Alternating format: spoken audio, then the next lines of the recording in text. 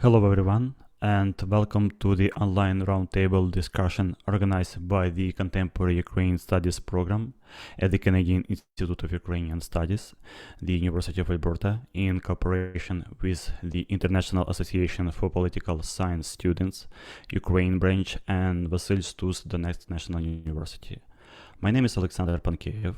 I'm research coordinator and editor-in-chief of the Forum for Ukrainian Studies, an online analytical publication project of the already mentioned Contemporary Ukrainian Studies program. This event provides platform for Ukrainian students to reflect on Russia's war against Ukraine and speak about it from their perspective as witnesses, young citizens, and future professionals in their fields of study. The host of today's discussion is Dr. Natalia Khanenko-Friesen, Director of the Canadian Institute of Ukrainian Studies. Before I transfer the floor to Dr. Natalia Khanenko-Friesen, a reminder to our online audience that you can pose your questions using the Q&A window located at the bottom of your Zoom screen. Dr. Khanenko-Friesen, your floor is yours.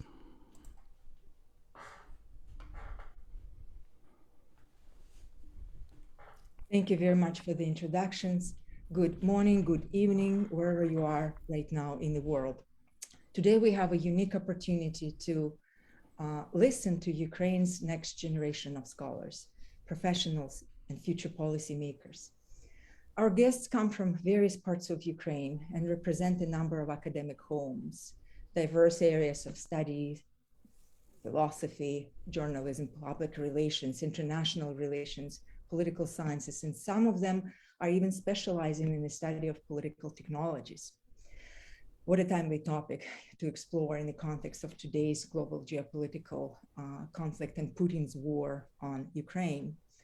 We also have in the room our young colleagues, students directly affected by the war, individuals who are willing to share their perspectives and their experiences with broader international audiences. I commend you, dear presenters, for seeking opportunity to speak out. I thank the International Association for Political Science Students Ukraine branch for partnering up with Contemporary Ukraine Studies program at the Institute. And I'm humbled to be in this room with you today. And I'm glad that our Institute and CUSP, our program on Contemporary Ukraine Studies, can serve you as a platform, as a майданчик для розмови, so this conversation can take place.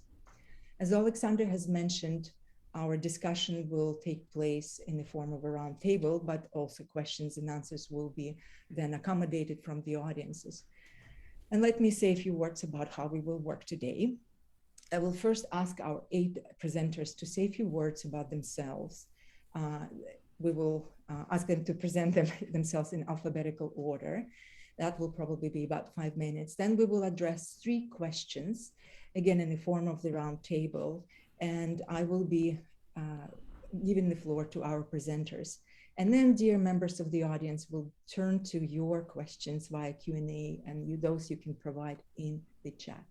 So we are scheduled to work here with this roundtable for an hour and a half, and that's our goal to be done with the event within that time frame. With this said, allow me to now introduce or give the floor to our participants and our guests in the room today.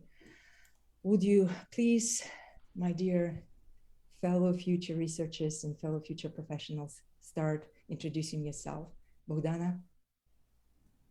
Greetings, thank you for having me today. My name is Bogdanna Duma. I'm a third-year student at the National University of Lviv Polytechnic, undergraduate majoring in international relations and public relations. While science has always been my passion, for the last 2 years, my scientific activity has been focused on studying world values and ideological political parties. Thank you. Thank you very much. Irina, would you take over? Yes, of course. So greetings to everyone.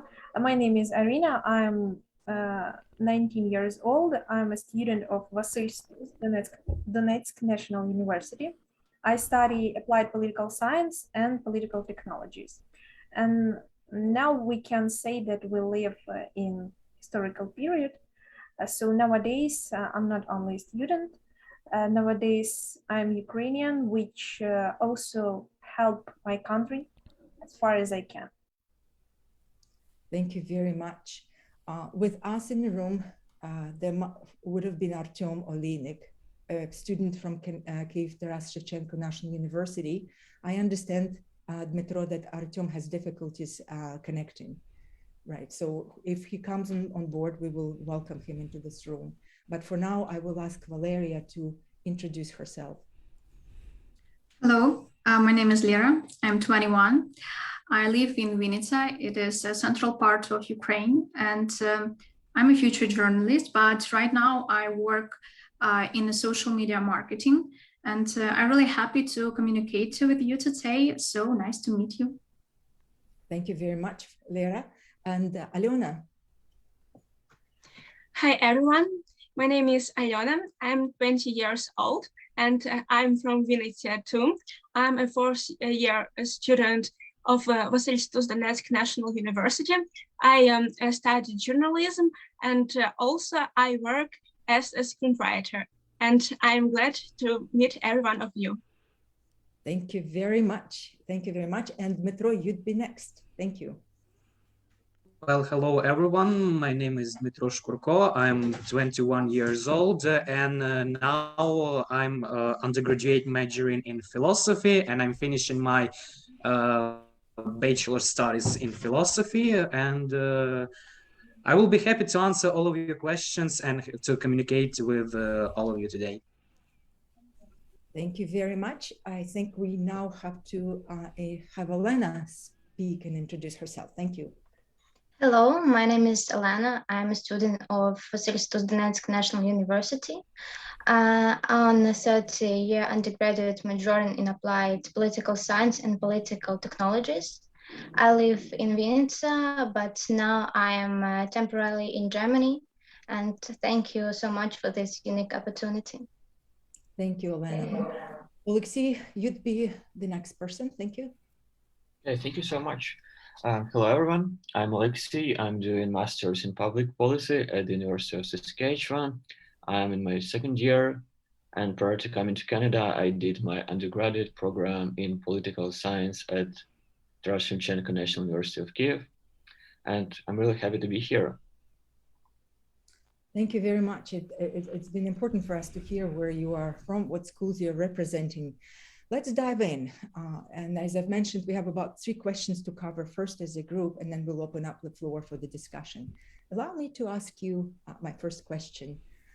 As a professor and cultural anthropologist, I spent much of my academic career creating educational opportunities for Canadian students to discover and learn about Ukraine and Ukrainians. And working with many bright students and seeing them succeed in life has been indeed a highlight of my academic career. So I am speaking to you as a professor who works with your peer group in classrooms. And I cannot stop thinking how much must have changed in the lives of students in Ukraine right now. Can you share with us what are you focusing on these days, both as individuals and also as members of your various student organizations? And some of you are representing one of those organizations. Thank you very much. Do we have takers? Valeria. You are right. It's really terrible times in Ukraine. But as I said before, I live in Vinnytsia and it's quite safety now. So I continue work, and I want to tell you about my job in Vinnytsia during the war. I work as an SMM specialist at the co-working and event space. In the early days of the war, our team decided to work as volunteers. We helped people who come to our city from hotspots to find apartments for rent or for free, and we're still doing it.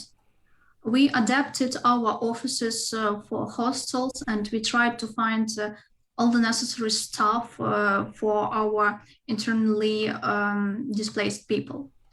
Then we realized that all our plans that we want to release before the war are crushed. our leader decided to help our citizens, so we started to organize events for first aid, and we still do it. Also, our team has a lot of requests from foreign countries to tell how Ukrainian businesses adapt to war. And I wrote different articles and even create videos to talk about our changes. As for student community, of course, we work for information front. We write only about war and different processes that occur in our country. Right now, I'm working on an analyzing article about brands who are still working in Russia, and I try to understand if the brand can be apolitical. I really admire our students because they think like real adult journalists, even though they are just finishing their fourth year of bachelor. And now all our work is not about money. It's about winning and helping our people to have and helping our people who have lost their homes. Thank you. Thank you. Thank you, Valeria. I think, Alexei, you were second. I believe you were the second person with hands up. Thank you. Yeah, so for sure, as a student, I'm swamped with some research issues that I have to do.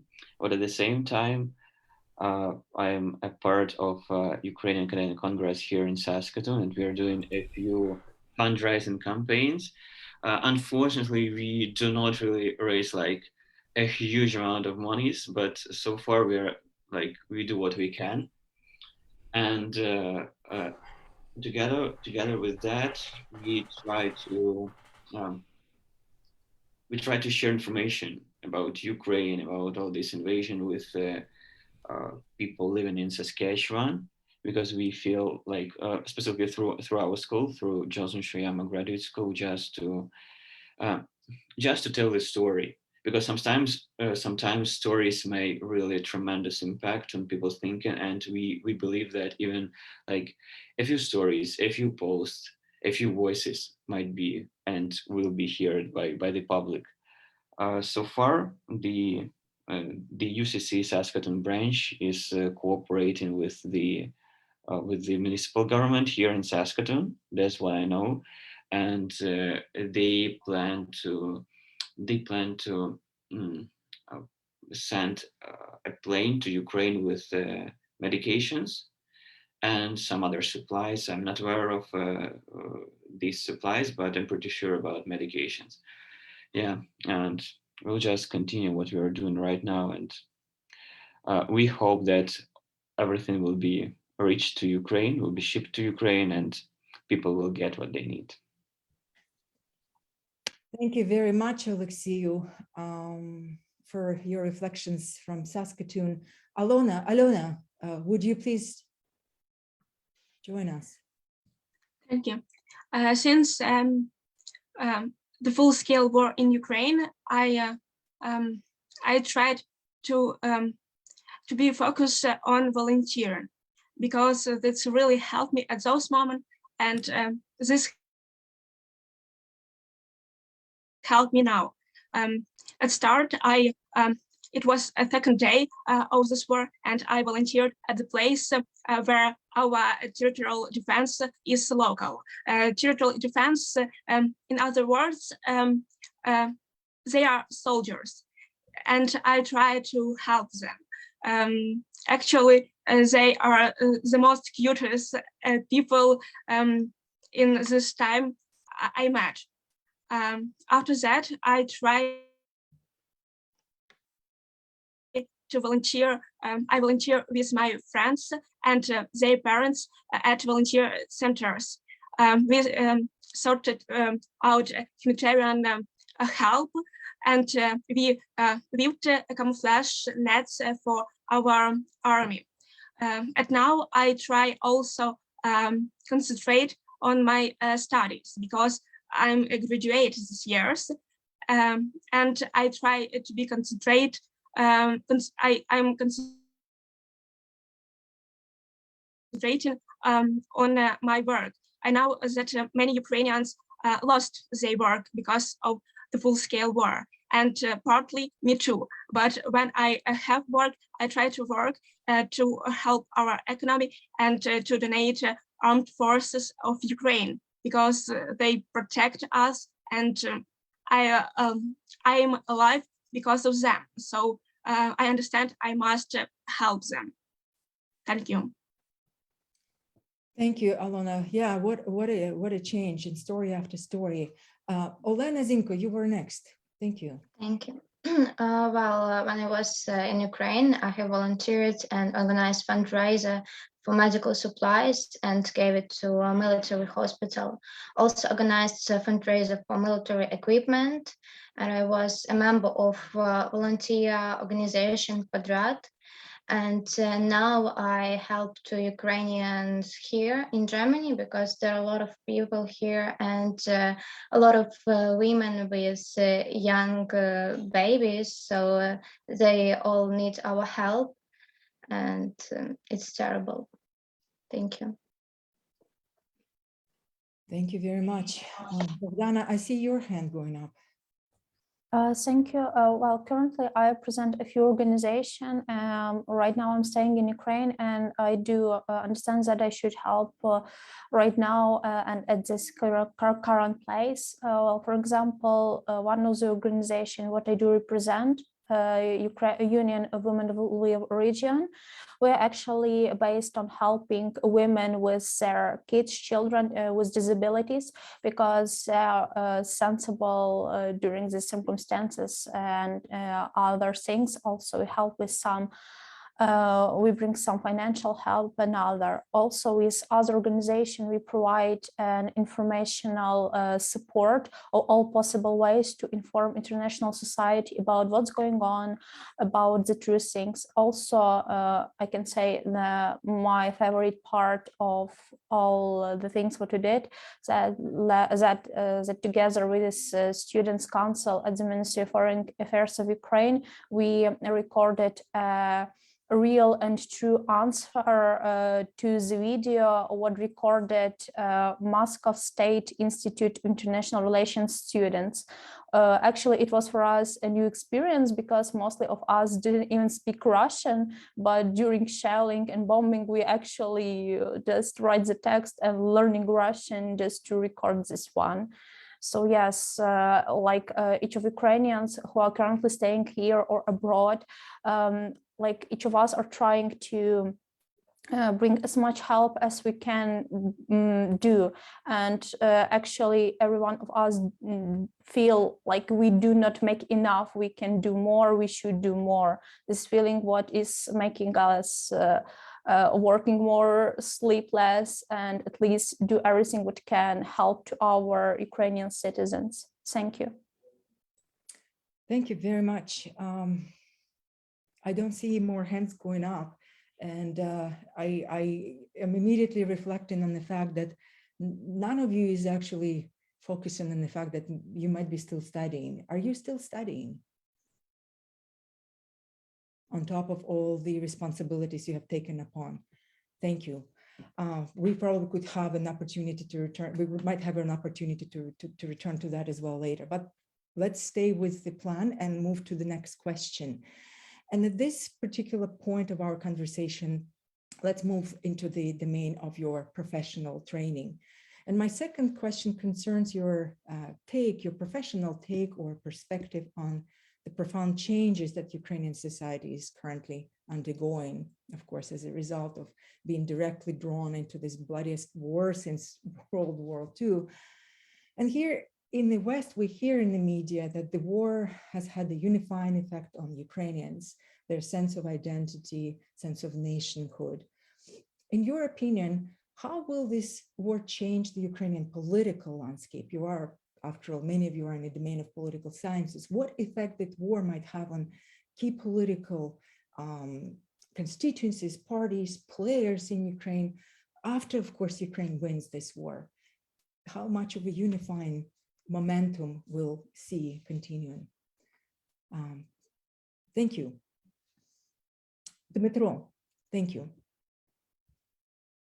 Um, I would like to say that we are now living in one of the most important historical events that will our children, and the next generation will learn. And I like to say that for us Ukrainians, we're now like in a sacred time of forging again our nation, because if we look through different historical events, we can see that our nation is always forging. We are going through a very difficult situation. We can see, for example, Mongol Tatar situation, then difficulties with, for example, Poland, Cossacks, then Russian Empire, and then Soviet Union, First World War, revolution of 1917, then again Holodomor, Red Repression of the Stalin, Second World War, then again repression, again Holodomor.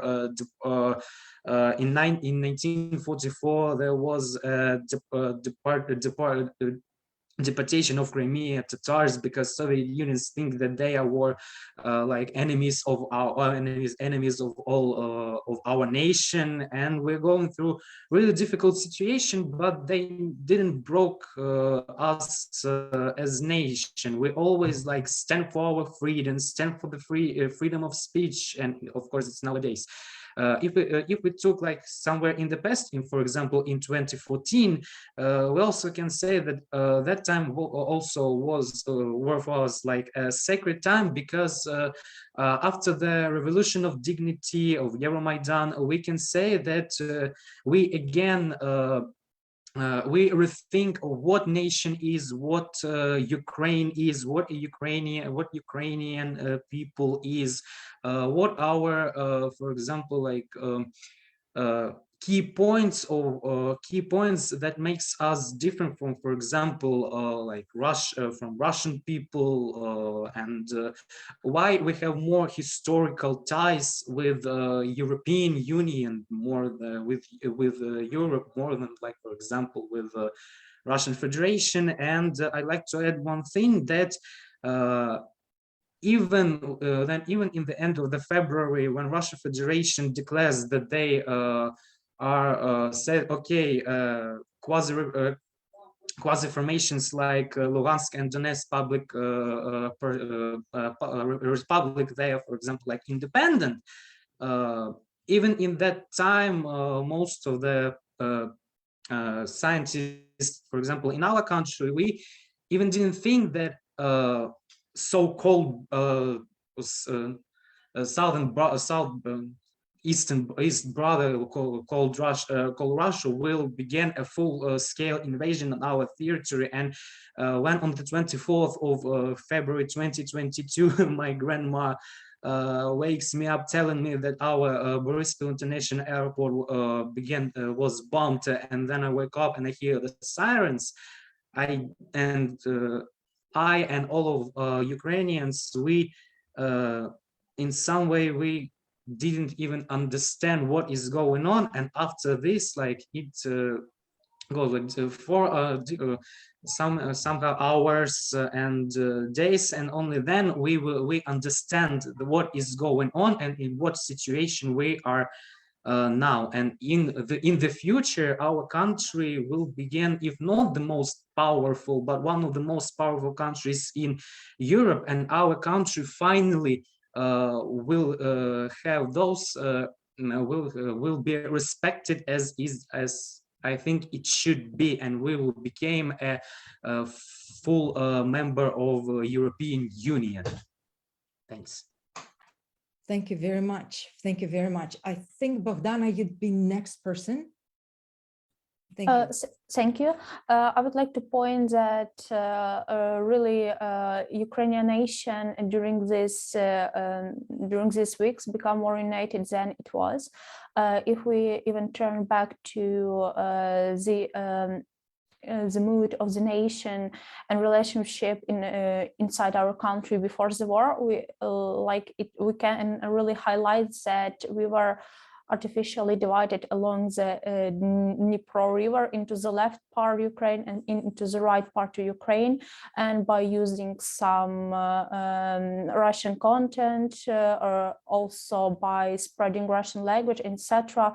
By listening this kind of sources, we have this border between our left and right part of Ukraine more larger. So I guess this was the aim of Vladimir Putin by making it, because he was, I guess, he was sure that he could just easily take a part of Ukraine what are Russian speaking, because as he said, he come to protect Russian speaking people.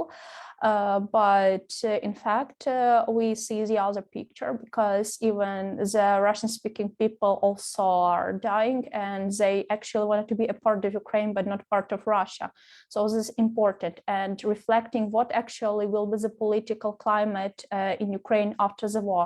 Well, this is just my opinion. I'm open to hear maybe some your thesis, or maybe some questions will be asked about this, but actually this is what I do think.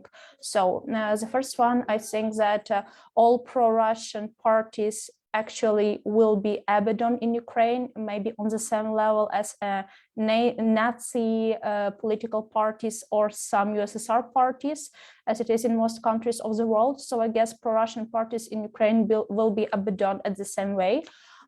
Also, I guess that these political parties and their leaders who were before the war in Ukraine and support Russian, and actually through their speeches, through their policy, through the using of Russian language and other pro-Russian theses, they also will receive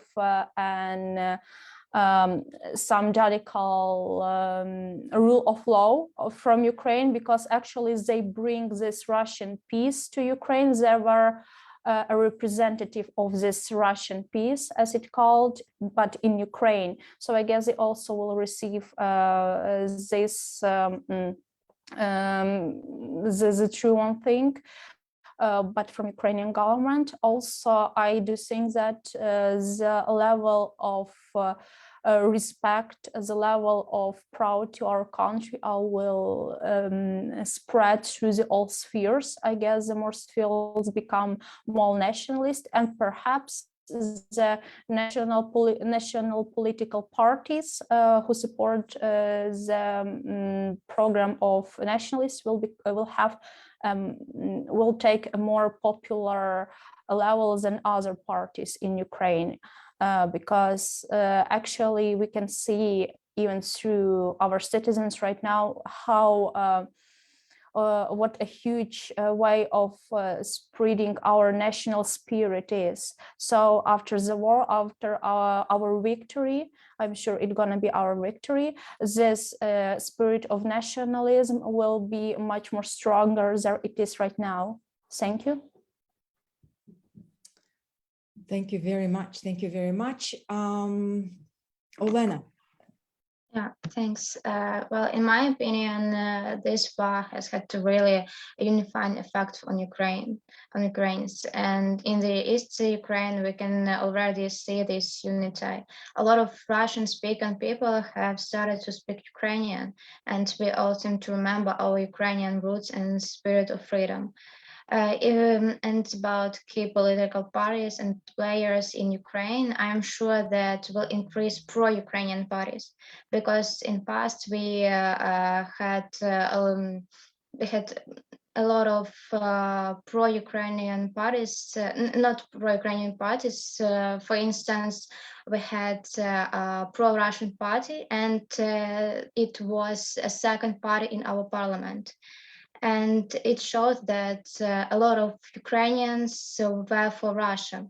Now we have the reason of moral, and it's our home, and we're ready to show it. Everybody knows that truth is on our side, and goal will triumph. Thank you for your answer, Olena.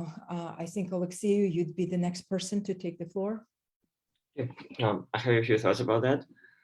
First, I have to say that it occurs to me that wars bring as like negative factors, as destroyed cities, refugees, as some positive changes as well. And I do hope that this particular war will, first, this war has already destroyed the previous customs, the previous state of things, and in a way, this war destroyed the so-called path dependence. And after this war, like there is, I think there is no path for institutions, like in terms of institutions, in terms of government entities, and this is a good thing. Like it's just personal opinion, because further we don't have any, like, let's say, prejudices how we should build our institutions after. And I do hope that after this war, all the democratic changes that were, uh, let's say, they were partial or they were not finished, they will be finished like immediately, because like there is nothing to do. There's nothing else to do. And also, another thought about that is that before the war, I do remember that people and politicians, particularly, they didn't think about Ukraine as as an independent country, because all discussions, they were about political unions. So we have to be with either European Union or with that Russian trade union. And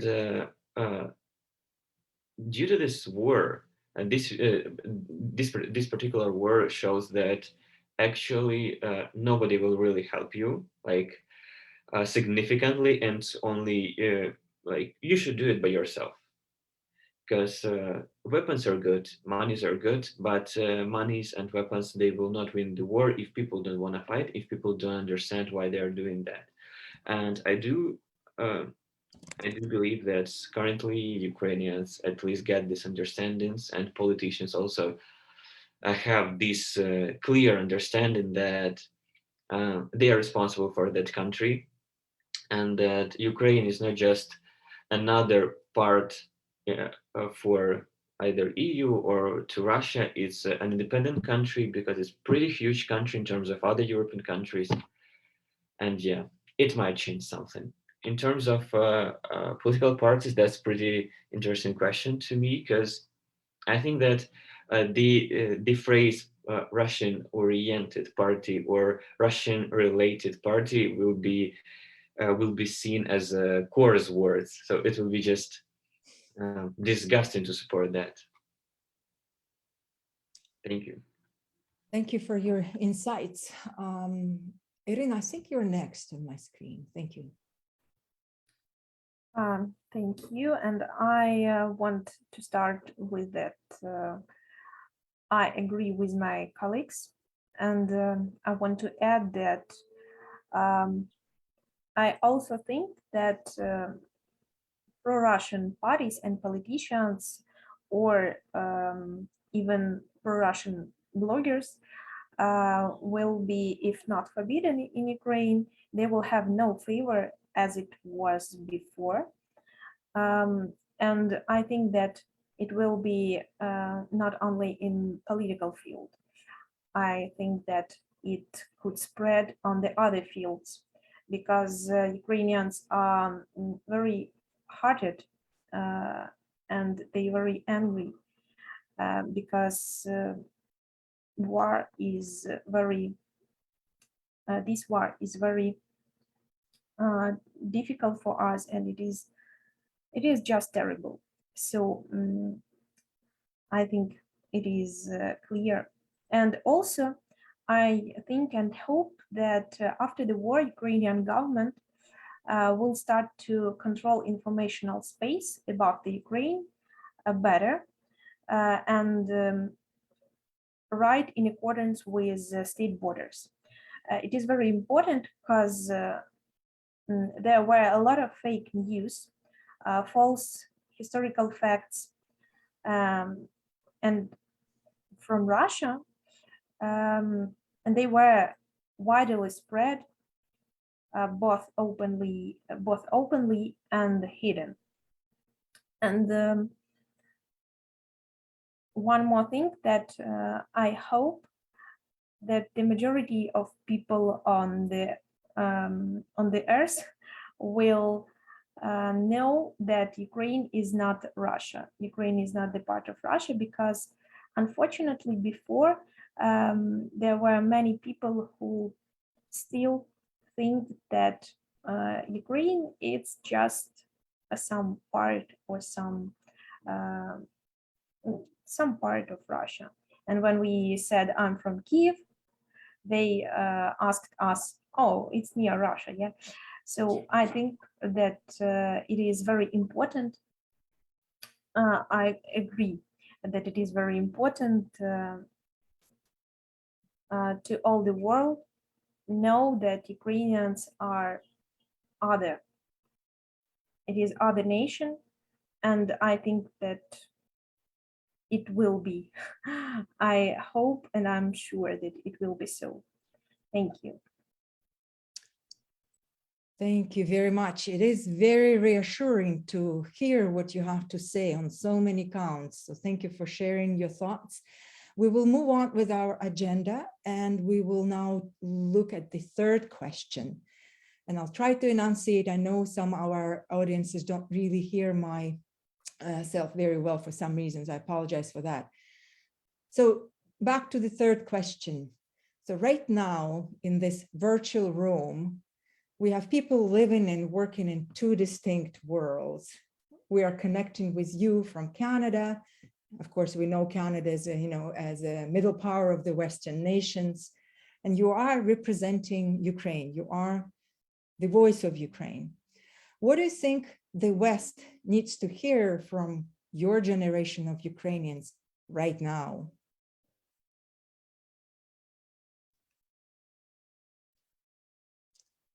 Amazing. We have many responses coming up. So Valeria, please, let's start with your answer.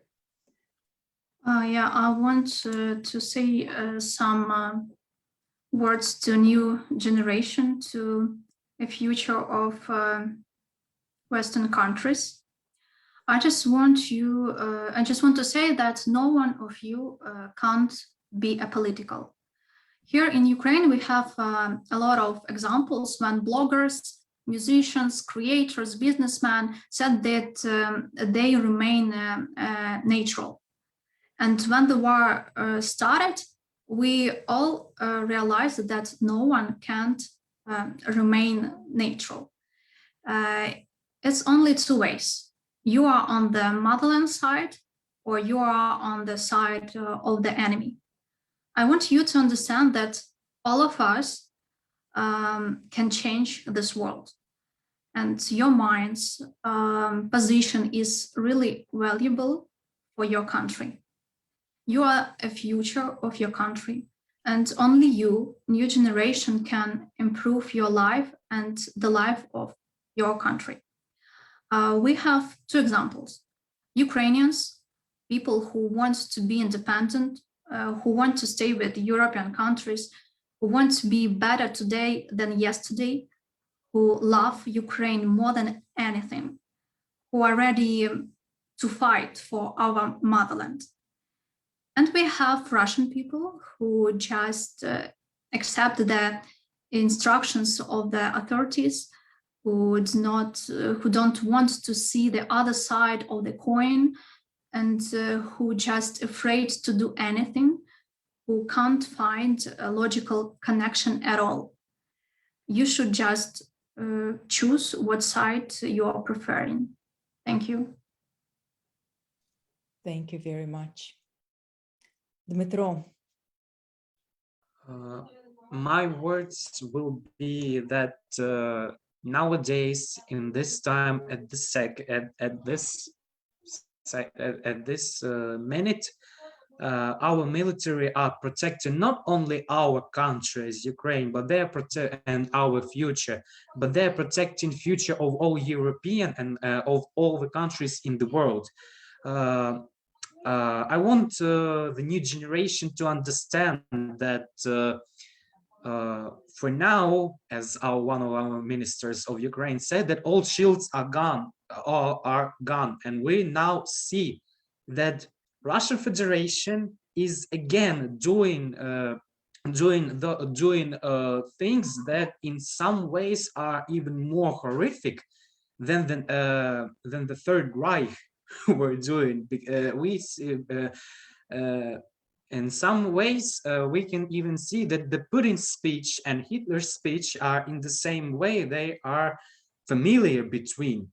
When I was reading an analytic, and there was said that when Hitler announced announced full-scale war against Poland on the 1st September 1939, he also said that they that they also wanted to protect their nation, and they don't want to spread some misbehavior towards them. And Putin's speech on in the night on the 24th of February, he also said some similar things. He said that that he wanted to protect Russian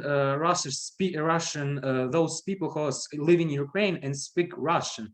But I want you to all understand that we don't want to be protected by Russian Federation. We don't want to be saved, like he said, like Putin said, from Nazis. We are a free nation. We are a free country. We have so many things that, for example, Russian Federation didn't have. And I think that one of the reasons that of his aggression towards us, that he see that we are more democratic than his country. We are more free than them, and that makes think Putin that if he will not conquer us, the same things can be in Russian Federation. But we all now see that people of Russian Federation, they are weak, because they cannot, because I'd assume that many of you seen a video where there was a crowd of Russians, and they were running from a guy, I'm sorry, with a stick. And that shows us and the whole world that they afraid only for one people, while our people are without guns. They're protecting us, and they're stopped. You also seen videos when they are with their arms stopped Russian tanks from the invasion. They are going in large crowds, and they are telling Russian army to go away because it's not their territory. It's how's like to say, because Russian Federation here now is our enemy, and it not only now. It's our Russian Federation and Russian people and Russian government. They are always have been our enemies. We can see it throughout history, like Russian Empire, Soviet Union, Tsardom of Moscow. And for now, we need to understand that if we don't conquer and if we don't win in this war, then Russian Federation won't stop only at our country. It will go to Poland, to Baltic countries, and who knows where can they already gone, because as we can see, like Putin's social media already says that they won't stop on Ukraine. It's like their we can say it's like their first step. And for now, I want you to understand that we are protecting not only ourselves, but also your future, your freedom of speech, and your lives. And for now, as we can see that, and we and our military, we need for example, like tanks, anti-rocket systems, and that's what government of Europe and United States and Canada can bring to us to protect not only ourselves but the whole world, and to help destroy Russian Federation in total. Because if we won't destroy Russian Federation now, who knows what will happen in the near future. and we don't know that, and we need to act now to not only to protect our country as Ukraine, but to protect the whole world, and to not make the people make the things even worse. We in the Second World War in the Second World War, Hitler was defeated, and the same situation is in some way it's a similar situation to us in nowadays. Russian troops, they cannot even seize, they cannot even take under the control many towns, for example, like Kyiv, Sumy, Kharkiv, even Mariupol. It's our hero town that after the month of the seas, it's already under our flags, and that shows that our military is stronger than them. That the second army of the world shows that they're not the second army of the world. They are weak. They even cannot fight. So for now, it's our chance to already fight them and to destroy them totally. These are very powerful words. Thank you. Bogdanna. Thank you. Well, we are representative of Ukrainian youth, and it is really important for us to convey our words. The first one, I wanted to highlight that Ukraine has never been part of Russia by mental, ideological, or values aspect.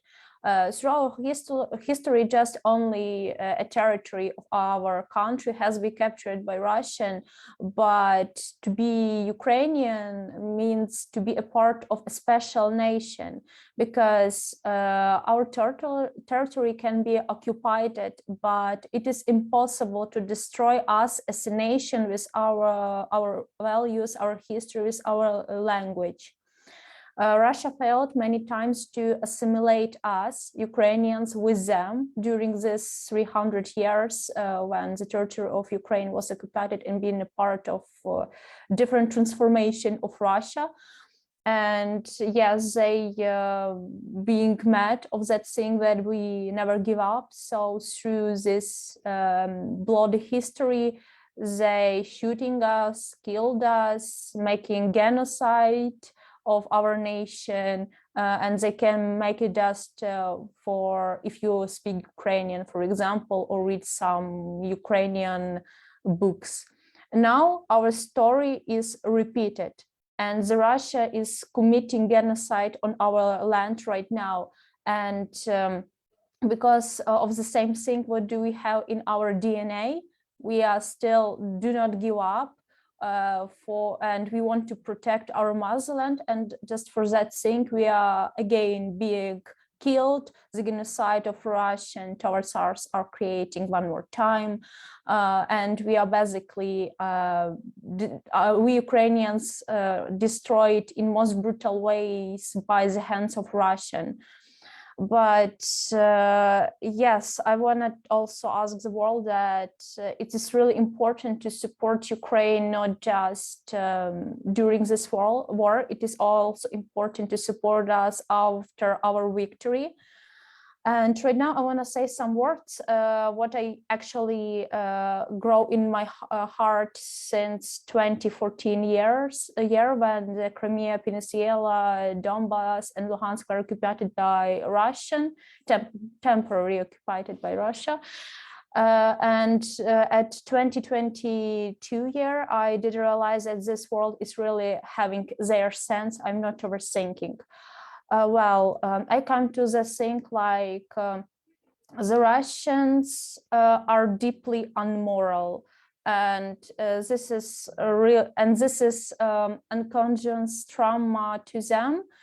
It's really make some complex, bring some national complex to them, and make them behave in this way, like they bring their problems to the other nations, and they do not try to solve their problems and other things inside their country. It's easier to blame their authorities, what actually they do change. And if they want to change these authorities, they're just acting like slaves who are actually okay, except all kind of bad behavior, their authorities towards themselves, what is not good. It is really a trauma of the whole Russian nation, who are actually do not really feel themselves as a nation in their land. And I want to also call the word to this sentence, what I will tell the next, that we all need to learn how to talk to them, to Russians, to Russian Federation, and how actually we should learn how to curb their ambitious and aggressive appetites that Russian will continue to mature. Evil should not be tolerated, because if we tolerate this evil, we will make this evil more grow and grow their appetites. So actually the world help this evil in face of Russia to grow and to make what he is making right now. So we should to learn to not tolerate the evil. We should to fight with evil, and we should actually destroy this evil, because we do realize this is a high level of this tolerance, just making him more mad, not only to Ukrainians, it turned into madness to the whole of the world. So we should be united and protect what is important for us together. We protecting the important things for us. This is our motherland, our relatives, our country, our language. And just if the rest world sees our example, we will ask you to also to be united and protect yourself, to not have the same war as we do have right now. That's why it is important to be unite with us, because together we can destroy this evil. What is important? Thank you. Thank you for these words again, Bogdanna. Alena. Yes, as for me, as for Ukrainian, it's so important that people abroad don't just say we are for peace, or we are against the conflict in Ukraine. For me, it's so important that people abroad, when they talk about Ukraine, for me, it's so important that people be not afraid to call the current events in Ukraine a war, because it's a war, not a conflict, but it's a war. It's equally important that people abroad don't forget to mention Russia as an aggressor, namely Russia and the Russian people, not only Putin, because they are a threat not only to the freedom of Ukraine, but a threat to the entire civilized world. For example, I followed in Instagram one British actor, and it was fourth or third day of the full-scale war in Ukraine. And at first, Insta stories, this actor texted, war is awful. I want to support Ukraine. I support all Ukrainians. And after that, I was so happy because I feel support when I watched last stories of this actor. And at last story, Insta story is about, but don't forget, Putin is bad, but simple people are innocent. And that's not true, because all Russian people are innocent, are guilty, because all of them pay taxes, and that means they finance the Russian army. More of them really agree with the regime in Russia. And for me, as for Ukrainian, to hear that only Putin is bad, but other Russians are innocent. For me, it's very unpleasant. I'd also like to say that, of course, in Ukraine, we have great flaws. We have really many victims, many killed civilians, including children. But I would like the Ukrainian people in the world to be spoken of not as a victim, but as fighters, because we are really fighting for our freedom and for our lives. And we've been fighting not only since 24 February, we've been fighting since 2014. And in conclusion, I'd like to say that I'm really grateful to the Western world for its support to Ukraine, for those who support our refugees, and for those people who organize meetings, and I'm so grateful for those people who go to these meetings where people ask NATO to close the sky, because it's really important for us, for all of us. And this is not only the way to peace in Ukraine, but also to peace in the whole civilized world. Thank you. Thank you very much. Olena, I think you wanted to add a few words, right? Yeah, thanks. Well, Ukraine is only 30 years old, is a young country, and Ukrainians want to be independent. We love a spirit of freedom. Russian occupants have killed more than 100 children already. They are killing our people right now, but we don't afraid them. We want to be free, and we will rebuild every house, and will be happy in our country. And the truth is really on our side. And don't be afraid to say your opinion. It's very important right now. Thank you. We have heard a series of very powerful statements from our panelists, but also from the analysts, our future colleagues here. Thank you very much for your reflections, for your wisdom, and for your messages. I know many of our audience, many of people in our audiences are very attentive to what you have to say, and some questions have been coming in. I would like to turn now the table around, so to speak, and let our audiences ask you a question. And I'll read a few comments first. Let me just locate those. They seem to be shifting here, and I'll try to speak out. Comes from an audience. Listening to these young people speaking positively and hopefully about the future of Ukraine makes me feel more optimistic about the results of this sickening war. Thank you. So those are the comments. The other question, again from the audience, concerns all of you, and it's very straightforward and simple one.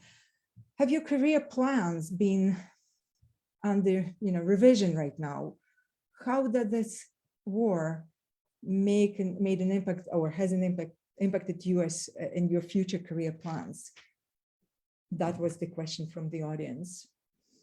Anybody wants to briefly address those? Bogdanna? Yes, thank you for such a question. When I study international relations, I basically first and second course of my university, I think who I want to be. I want to be a politician, a diplomat. Actually, what is my kind of field where I want to work? And yes, this war is really making me commit that I really wanted to be a diplomat, to protect my country, to be this a powerful ghost, because diplomats are making a lot of shadow of things what are really useful to the country, and they're really dealing with a huge amount of things what are really important for our country. So I wanted to protect my country from the way what is the best for me. This was using my knowledges, this was using my maybe good speaking skills and others. So I want to be useful to my country. And yes, this war is really making me clear what is mine, what is not mine, and what should I learn to be a better specialist to help Ukraine. Thank you so much. Very insightful. Thank you. Dmytro. Actually, I have a different thoughts, but for now, as I've been finishing my study in bachelor degree of philosophy, and looking at the time, then I was deciding who I wanted to be. For some reasons, even I have, for nowadays, I even don't have an answer to question, but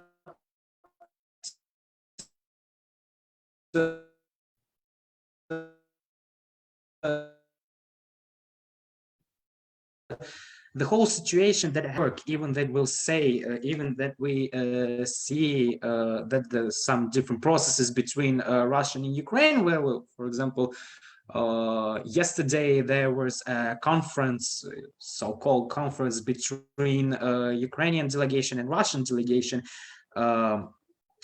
We still can see that in some way, in maybe very slow, even difficult way, but the diplomacy is still working. But we can see that the diplomacy is, for now, that I can see that diplomacy is only working on our side, not on the side of the Russian Federation. I think that all of you seen that video appeal of students of Russian State University of International Relationships. And when I watch this video, I understand that international relations, diplomacy, and all these things that are connected to the politics, 99% for sure that the diplomacy is ended in the Russian Federation. There are no diplomacy. There are nothing that left in that terroristic country, because, for example, they've been using station of Hitler. When the diplomacy stopped working, the war begins, and they are using this speech, and at the time they're calling our nation Nazist. And this is also a very important point, because it's my opinion that they cannot even understand the difference between Nazism and nationalism. They don't understand the statements, and then they think that if we are speaking for our country, that we have, for example, like pro-Ukrainian positions, that we are always go, for example, in Ukraine for the 30 years of our independence, we have 3 revolutions. 1991, it was revolution on granite. 2004, it's like Orange Revolution. And 2014, it's a revolution of dignity. And in the way of revolution, our nation always forged. It shows us in the different ways, because it's, as I already said, there's a sacred time for different nation, but we are talking for ours, for our nation. And all of this situation shows me that I still want to, and I would like to be a people who is a person who is connected to the diplomatic different states, for example, like represent one of my biggest dream is to represent Ukraine in the United Nations organization, because for nowadays we've seen that this organization is one of the most powerful field where you can use all of your knowledges, all of your speeches, all of your ideas to represent, not only to represent for the most of the time your country, and to show to other nations, to other countries that here we are, here with our position, here with our thoughts. You can listen to us. You can be disagree, because you can be disagreeing. It's okay. But when you disagree and doing it in aggressive form like that, like it's doing the Russian Federation, not now, but beginning with 2014, we're seeing that they are still not understand the whole situation in our country. And when I read the different questions about where have you been when 8 years ago Donbass was bombing, I rethink the time, and I remember the thing that, for example, in my school, we, for example, raises money, seeing the special medicines for our military who was protecting those regions at that time, and they are still protecting us, and we all seen that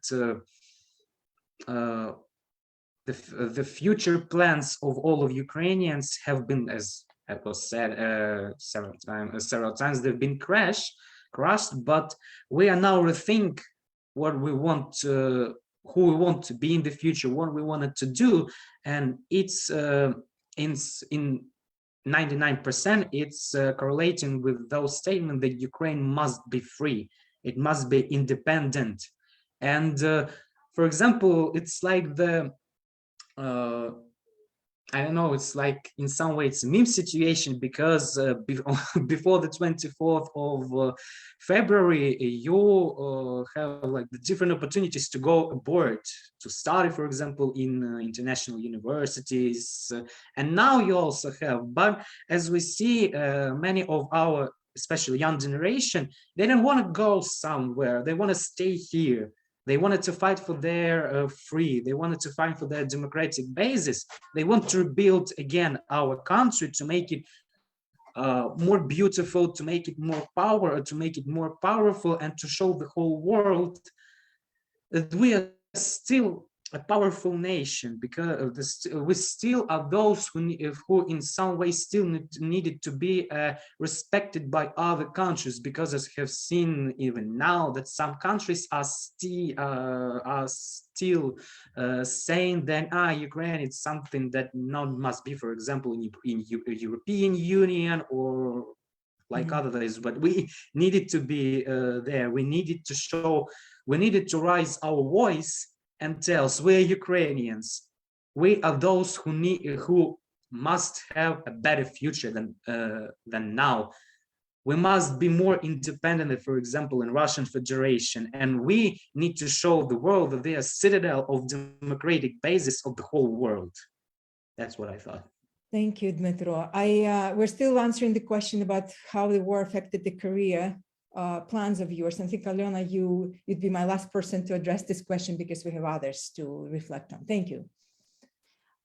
Okay, I try to answer briefly. War really has changed my plans for my career, because before I thought a lot to move to another country, because I'm a screenwriter, and I thought that creative industries work better abroad. But after that, I want to stay in Ukraine.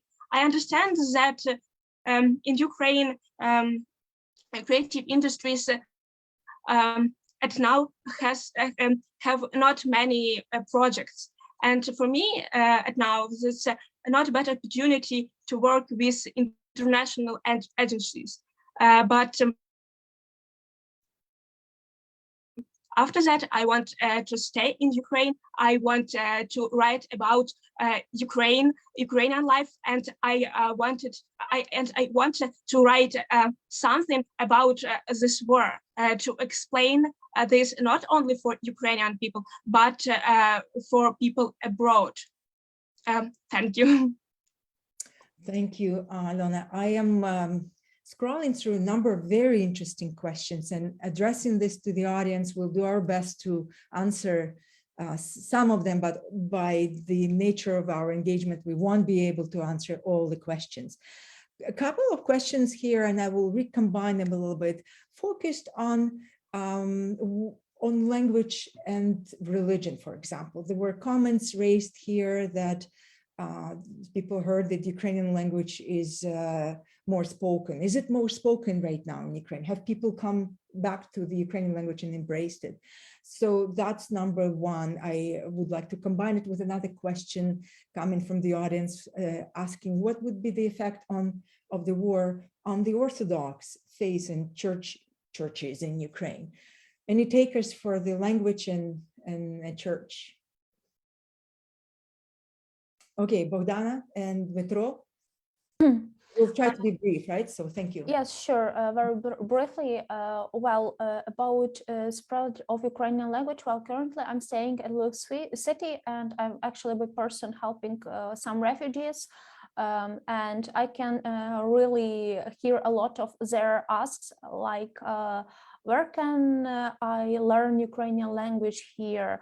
And actually in my city is provided a lot of free courses to learning Ukrainian language, and they actually try to speak Ukrainian language. They are being so curious about some words, especially of our dialect, because we have some dialectism, and they asking, oh, what does this mean? Because we are saying this. So they are really being loved with Ukrainian language more. And with religion,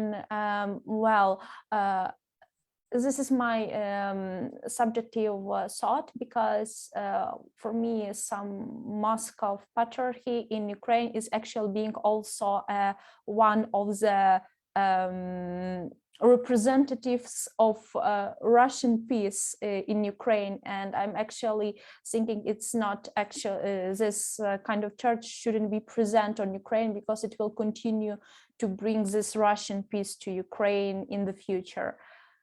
Thank you. Thank you. Дякую. Dmytro, a few words, please. Yeah.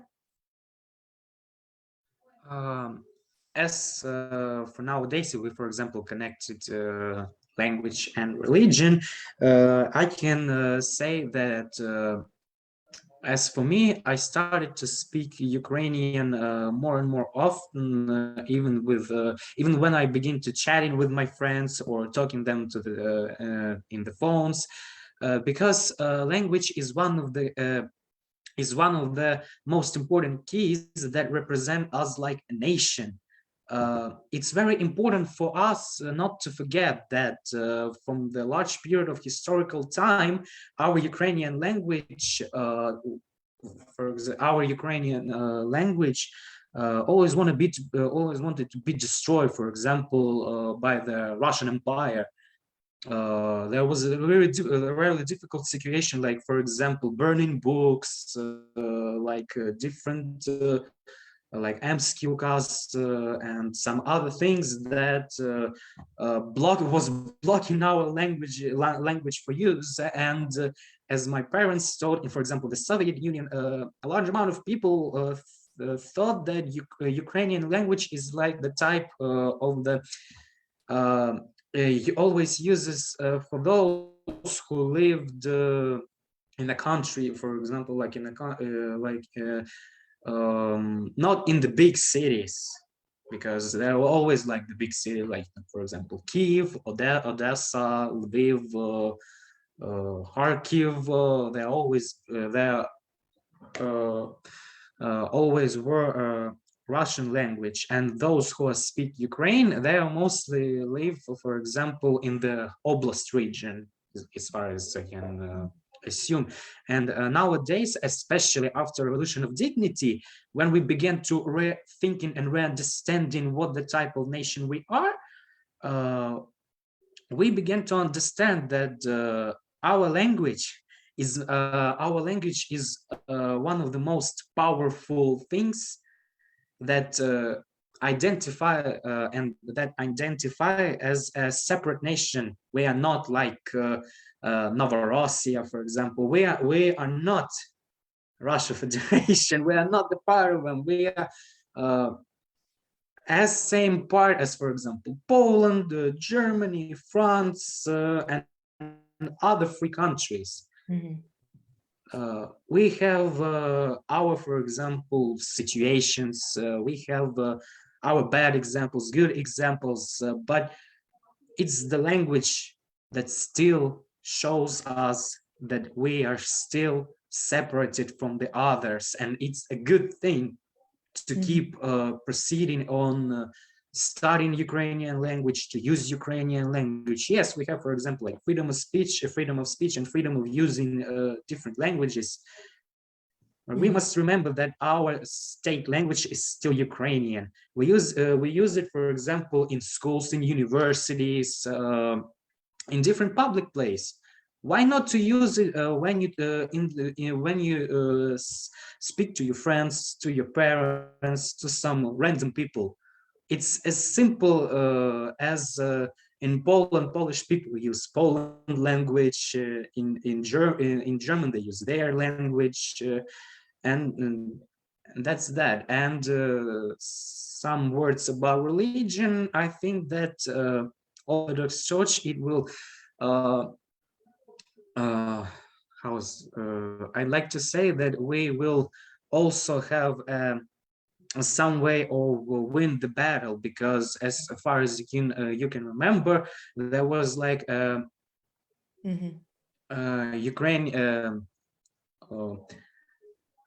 Ukrainian church that directs to the Moscow Patriarch, but that's not in some way historically proved, and we need to make it in some way reverse, that we have our patriarchy, and for example, Moscow Orthodox Church need to be ruled by us. That will be in my situation like more historical representative than we have situation for now.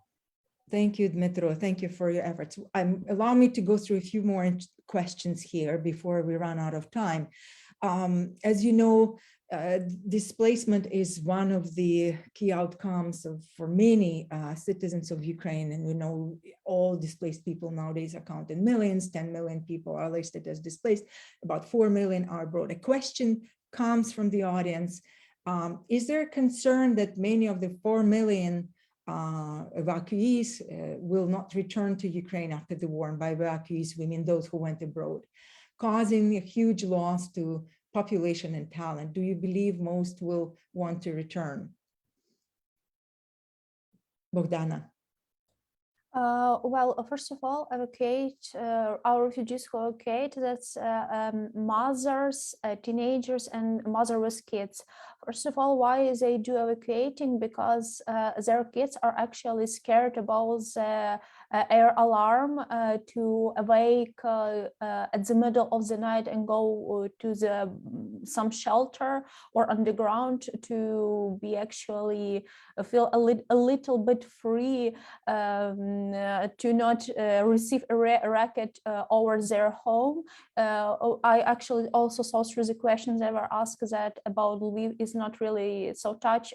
Frankly speaking, in Ukraine, we do not have any safe corner even here. If you can see the news, for previous days, we received some rockets through our infrastructure in our city too. It was actually not so far away from me. And yes, so about returning back to refugees, I'm sure they will return since they're letting their husbands cannot leave the border. So to reunion their families, they will for sure come. And actually, I cannot say like 100% to be sure about such things, because each family will decide well to stay by themselves. But in major cases, I'm sure they will come back here, because from refugees, with what I have they want to go back to their husbands, they wanted to stay there, they wanted to help Ukraine, and they want to bring this national spirit to their kids and to make them raise here in Ukraine. Thank you. Thank you very much. I wanted to read a comment to you from our viewers, and just let me find it. There's quite a few comments. In all three Ukrainian revolutions, students played the leading role. Students are that part of society who initiate changes. Glory to Ukraine, glory to its heroes. So I thought I will share that with you and the audience, as to how much appreciation is being expressed right now while you're speaking. The other question I wanted to pull out of here is a bit specific. What is current Ukrainian population's take on its oligarchs? You know, we had Kolomoisky, we have Poroshenko and others. What is going on with these, you know, powerful figures? How are they seen and perceived in Ukraine right now? What is your take, political analysts? And we will try to be briefly. Dmytro, couple of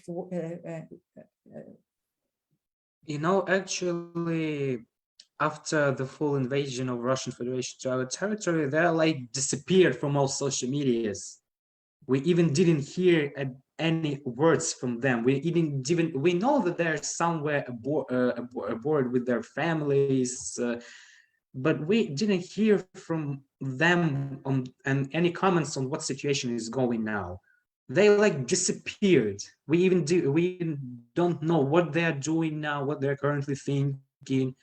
They just, oh, it's war. Okay, have a good day, and they just flew away. We don't know what what is going on with them. Okay, so that's Dmytro's reflections. Yes, I can relate myself being an avid news consumer these days, as many of our people in the audience. Let's move on. There are a couple of more interesting questions, quite a few. We have Valeria. We do have Valeria. I don't have Valeria. Okay, Valeria, I have to add something. Thank you, Alexander. Yeah, I just want to add some words about Poroshenko. We have such a situation when he just be a volunteer for his social media. He just put a target in different social media, so that he is a cool politic, he is a cool volunteer, and a lot of our people really hate him for this. And after that, he just disappeared, as said Dmytro before. Thank you. Thank you. Thank you for adding your perspective on that. Coming back to the students, but perhaps going outside of those who hold Ukrainian passports, any ideas about those foreign students who were studying in Ukraine? Have any state to support and help Ukraine? Sadly, many of their home countries do not support Ukraine. Maybe you had some familiarity with local foreign student associations. Bogdanna, дякую. In my university, we have a cathedra with foreign students. They mostly studied on some biological science, technology science. So, well, by person, I'm not actually speaking or talking with them, but as far as I know, we have a bunch of students like them. And as far as I know, there are really a diversity of minds about this issue. I cannot say something by matter, because some of them just, okay, it's war, it's between countries, it's not my deal, and just waiting or just choosing the other university. And also we have the others who are really helping by donation, and with other help, they are also inviting our Ukrainian women families with kids to stay at their homes, and actually they're saying we will even support these families with some money. So actually, from my experience, we have a diversity of cases. Thank you. Thank you very much.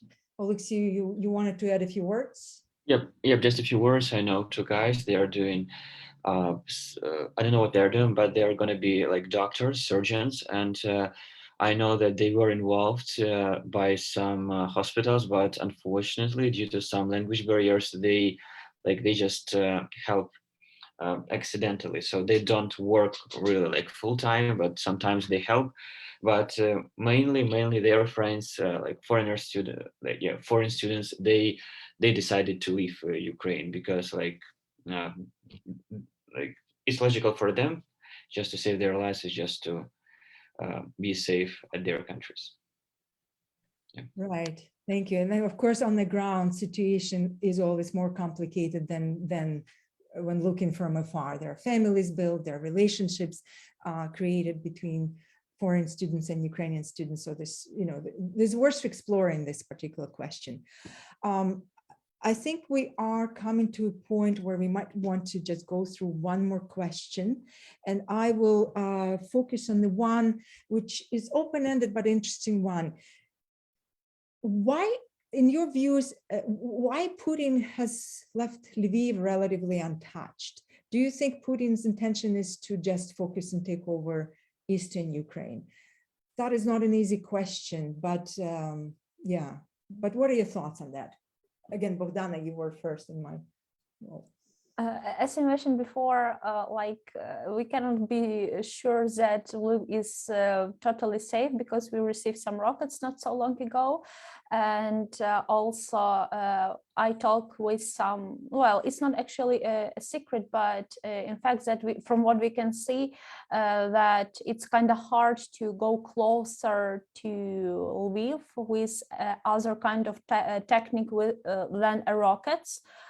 To make some huge destroying, as for example in Kharkiv or in Kyiv, etc., because they need to be closer to through this. I'm not a military expert, and I'm not sure will I name these devices right, but some kind of things what are cheap for and make a lot of destroyed, they're not close to the cities to bring such a destroying. But in fact, as far as I know, it also were maybe a week ago, we read it from our local news, from city news, that, for example, at night some rockets was flying and they just being destroyed by our protective system, and they do not make fall to into our city. And what is going to happen if we just want to destroy these rockets? For sure, our city also going to be damaged a lot. So our really strong army forces, our strong people are protecting our peace, the peace of our refugees, and they are doing everything to make at least some states at least more safer than other, but still we can be sure what is going on in the future. It every second can change. Thank you. Very briefly, Dmytro, we're just running out of time. About Lviv, I still think that Putin is in some way still afraid of NATO, European Union, and European countries. That he, for example, only launched several, by his or for example, orders of the military, launched several missiles to the Lviv. And for example, there was a very very difficult situation in the Lviv polygon, where there were not only Ukrainian military, but there was some troops that they were training, and they in the future must to recharge the international legion of our militaries. And the other thing is that Putin's thoughts is that he will have in some way on blitzkrieg on the territory, for example, like that held on the left side of the Dnipro River, if we can call it, because it's like through the historical time that left part of Ukraine is in some way is pro-Russian, and the left and the right part is in some way like pro-European, and it's also we can see throughout history that the left part of Kazakhs there were pro-Russian Empire, and left part and right part they are pro-Poland. And he thinks that, for example, in Kharkiv region, Chernihiv region, Sumy region, parts of Lugansk and Dnipropetrovsk region, Kherson region, Odessa region, Zaporizhia region, he thinks that because these regions are more Russian speakers than others, and in his mind it means that they don't want to be under the Ukrainian flag and they wanted to be under Russian flag, and that is the main problem. He at the beginning he wanted to divorce us, but he didn't divorce us. He made us even more unique than we were before. And for example, our protests in Kherson, Nova Kakhovka shows us that they don't want to be under Russia. They want to be under free Ukraine. That's the whole point. Thank you. We are coming to a very last minute here. There are a number of wonderful questions there. I still want to read a couple of more comments in conclusion. Thank you to all panelists, inspiring and convincing young people. These beautiful and powerful young people make me feel so proud as Ukrainian in Canada. We stay strong with each of you in spirit, soul, body, and money. And there was a question which came in very lately. I wish we had time to address it. I will use this question as an opportunity to conclude our event. Zelensky is doing a tremendous job, punching above his weight. Who is the next Zelensky amongst your generation? That was part of the question. And my answer to this would be perhaps one of those individuals right now amongst the panelists in a room. So maybe that visit today is an opportunity to learn something about the future president of Ukraine. But this, unfortunately, also means the time for us to wrap up. I wanted to thank you very sincerely for your time and for finding an opportunity to connect with us in this, comfortable Canada with, in my world, beautiful sunshine outside. We do understand the stresses and the level of uncertainty you're all in. We are with you. We are very grateful for the connection. We will stay in touch. And I wanted again to commend you for doing what you're doing, for finding strength to speak out. You are future diplomats, but right now you're student ambassadors of Ukraine. So thank you for joining Canadian Institute of Ukrainian Studies today. I'd like to thank also the International Association for Political Science Students Ukraine branch for being the co-organizers of this event, as well as Donetsk Vasylstus National University. Together with Contemporary Ukraine Studies Program, these are our co-organizers. Dear audience, thank you for joining us today. And Alexandra, if you have a few more concluding words, you're here to take over. And if not, you can. Yeah, thank you, Natalia. Thank you. So I'm really grateful that we had a really good cohort of Ukrainian students today speaking about the situation in Ukraine, about the war that Russia has launched, and providing your expertise as the future experts in different fields, because we have received many questions today concerning different scenarios, and you were able to answer them professionally. And speaking about future possible scenarios from historical perspective, so it's a really passionate thing to hear how young generation of Ukrainians are integrated into the dialogue, world dialogue. And today we had a really good example how you, as a future of different careers that you are pursuing right now, equipped at such a way that in such way and at this point of your life. And for the Contemporary Ukraine Studies program, it was a really great opportunity to host you.